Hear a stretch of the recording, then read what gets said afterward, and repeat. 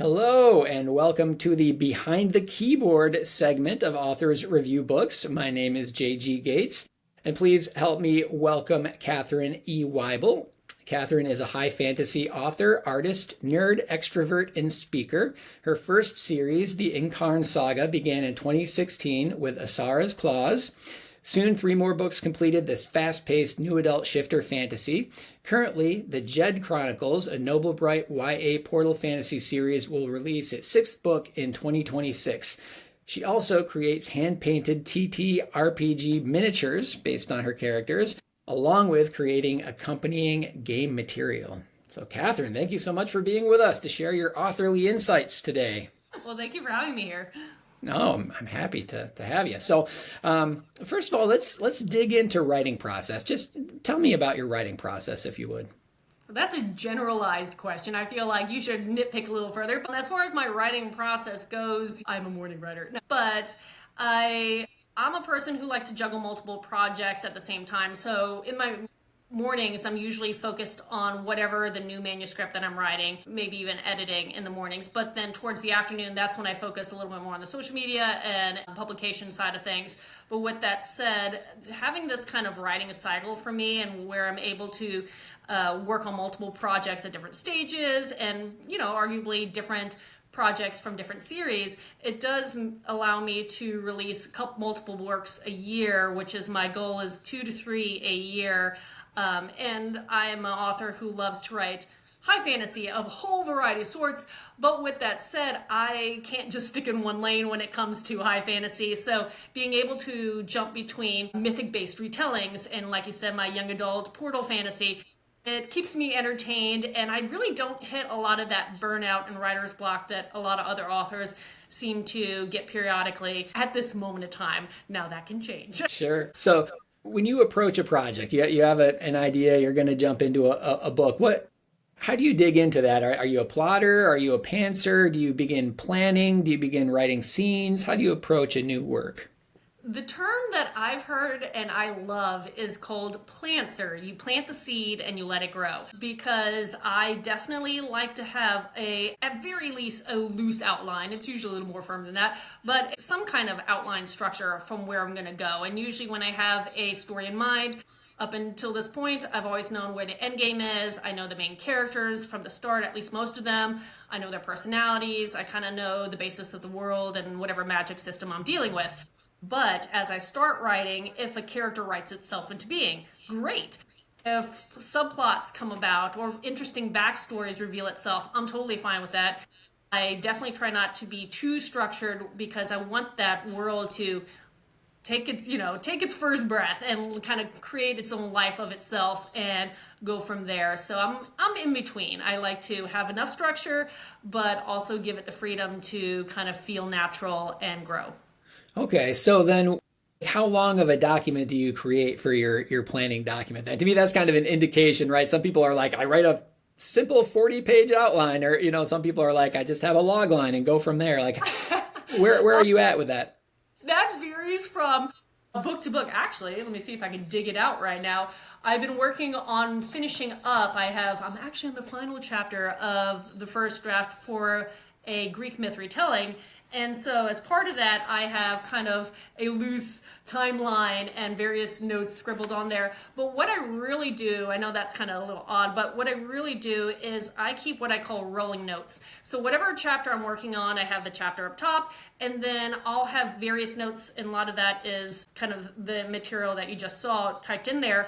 But what it does allow me to do is whenever I have like maybe a scene that pops into mind and I just really want to capture it, or some clip of dialogue that I want to make sure that's noted, or an idea, I'll plug that in what I'm estimating is going to be the chronological point. So as I'm writing, I'm building out these long lines of notes, and some of them will get 40 pages long before at the end of the book, but it does help me kind of allow me to, if I need to capture again a scene that's going to be halfway through the book and I'm only in the beginning, write it down. When I get to that point, I can just plug it in and move on. And so that's one of the systems that I do to allow myself to organically capture those moments, but then go back and quickly refocus to where I am and not get stuck on always writing in the future and not the now. That's really interesting. So you're kind of planning as you're writing. That's pretty cool. Do you put those notes in a separate document, or are they just like at the bottom of the document you're working on? Most of those are at the bottom of the document I'm working on. I do also keep a style sheet that is separate. So those are the notes of who the characters are, what are their, physical attributes, their personalities, if they get a wound or a scar throughout the way, please note that, and also what chapter that begins in, so I can keep track of some of that, and also, these kind of, again, place names of geographical, I can't even speak, landscapes and cityscapes, and anything that I'm kind of noting, words today. And it's a Friday.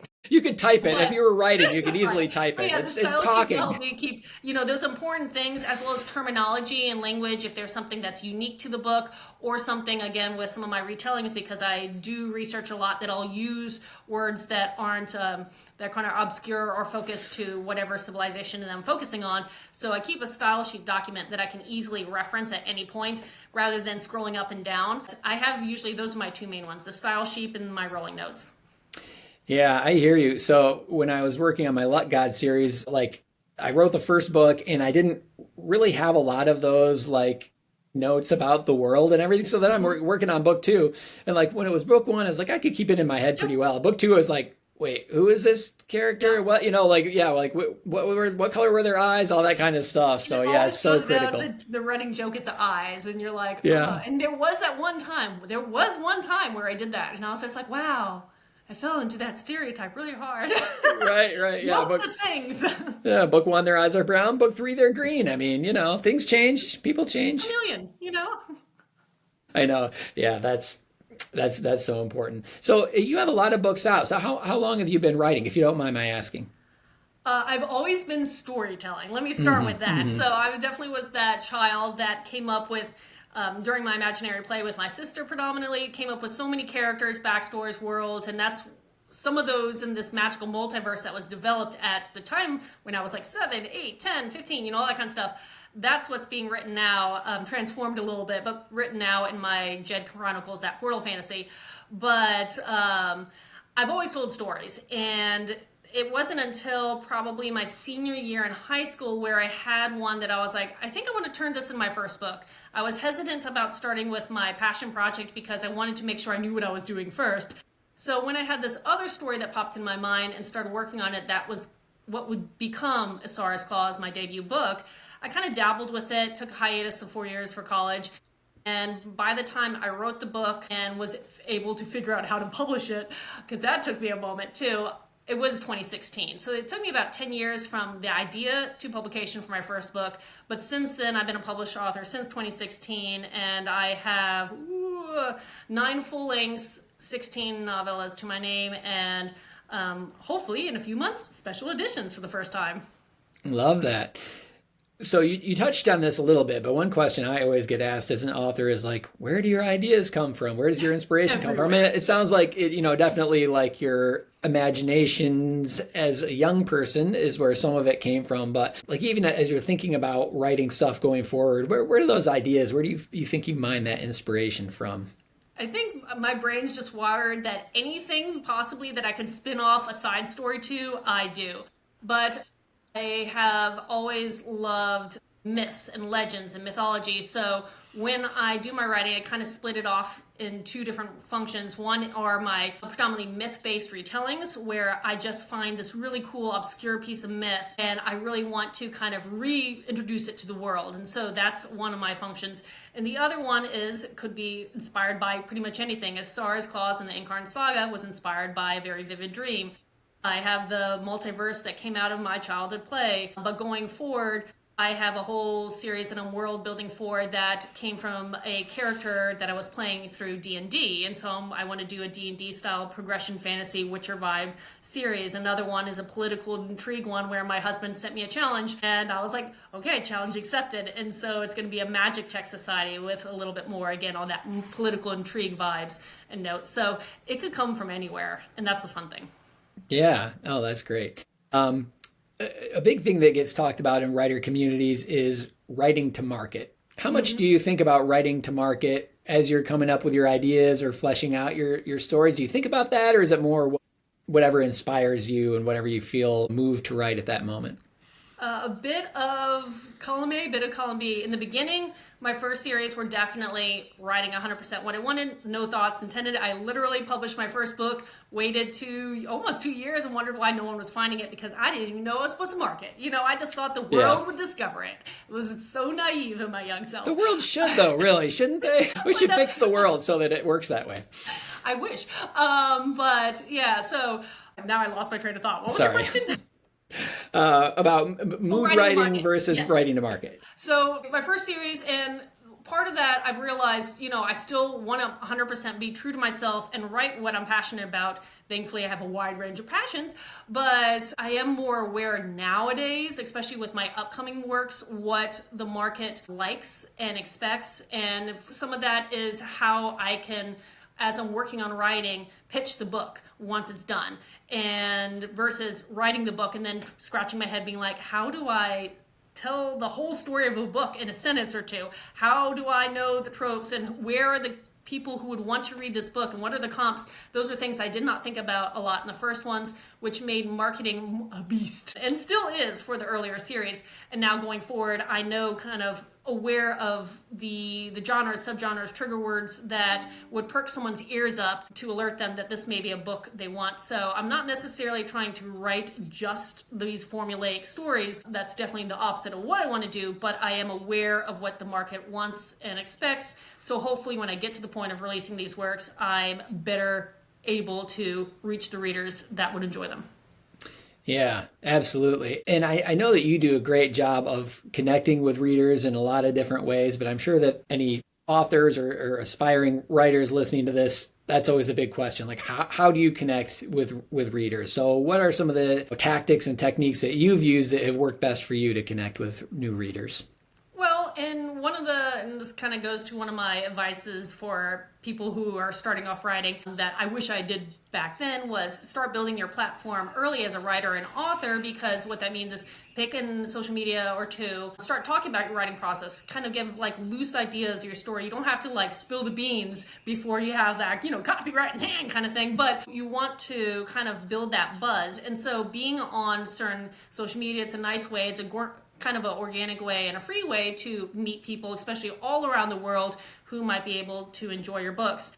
Recently, in the past few years, I started attending more and more book-related or fantasy-related conventions and cons, where I serve as both a panelist / moderator and or sell my books there. And that's another fantastic way, because you're getting that face-to-face side of things where you can actually talk and engage to readers on a little more intimate level. And that's been also a really neat way to build a readership, is going to those events. That's really on my list. I need to crawl out from under my rock one of these days and go to some of these cons, because I see all these authors together in pictures having fun and stuff, and I'm like, I want to hang out with that person. Like, I want to be there. And well, come to Georgia and we can hang out at one of the cons here. Yeah. Is Dragon Con in Georgia? Dragon Con's the very big one, but there are a whole bunch of other ones from, Dragon Con level of like 85 to 90,000 attendees, all the way down to some that are, 500, and they're still perfectly charming, and you still can sell a bunch of books, you still meet a bunch of people, and you still hang out with some fantastic readers. So it just depends on where your comfort level is, where your niche is, and how many of these events you want to do. Right. Okay. All right. I'm going to make it a priority. I'm going to get to some of those. So yeah, yes. That sounds fun. What is the worst piece of writing or publishing advice you've ever received? Okay. So I don't know if this is one that I've pondered, and I don't know if there's any particularly bad writing advice that I've received outside of someone, saying, hey, this is the only way to do something, and that's a red flag. So if anybody ever tells you this is the one way, this is the big rich scheme kind of thing, and this is forget everything else, take that with a grain of salt. It doesn't mean it may not help or work for you, but take it with a grain of salt, because my belief is there's no one right way to publish, to market, to write. And so learn as much as you can and try a few things out, see what works for you, because what works for me may not work for you, and vice versa. So yeah, I would say just be wary whenever you hear someone say, this is the way to do it, that you have to go trad, you have to go indie, you have to do this, you have to do that, be careful.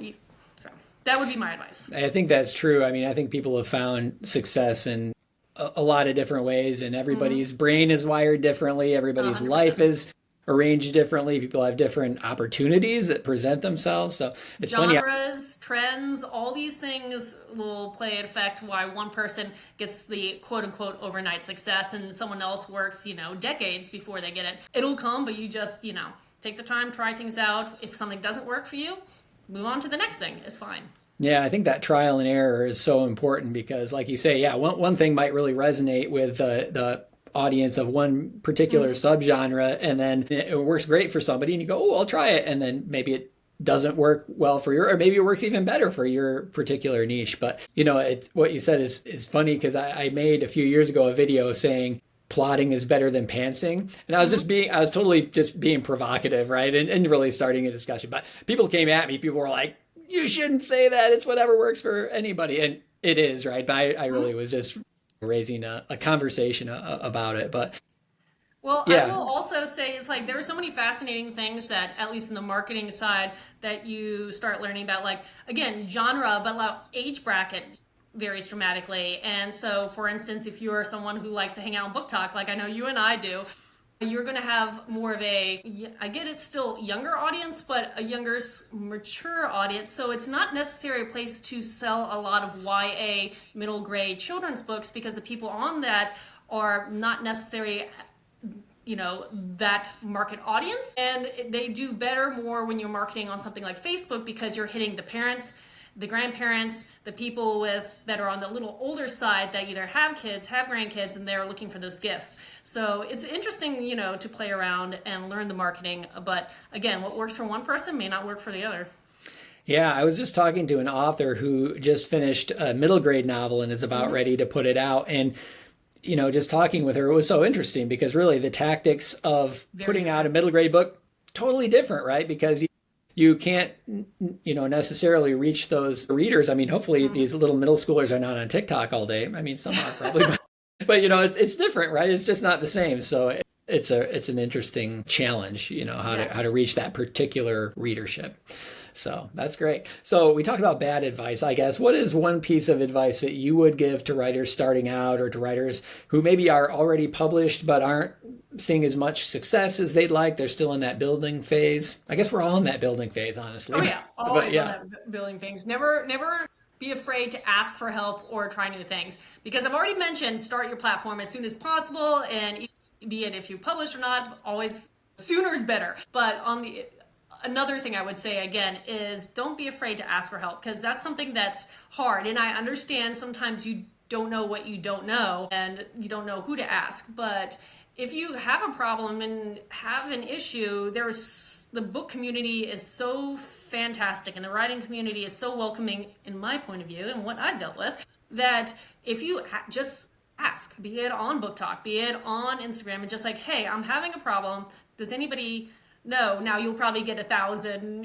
answers, all different, and you'll have to kind of filter out them, but at least you'll get answers. And so the writing community is so welcoming. So don't be afraid to ask. It's not a sign of a weakness or, a flaw in any way. It actually will help you better yourself quicker if you ask for help.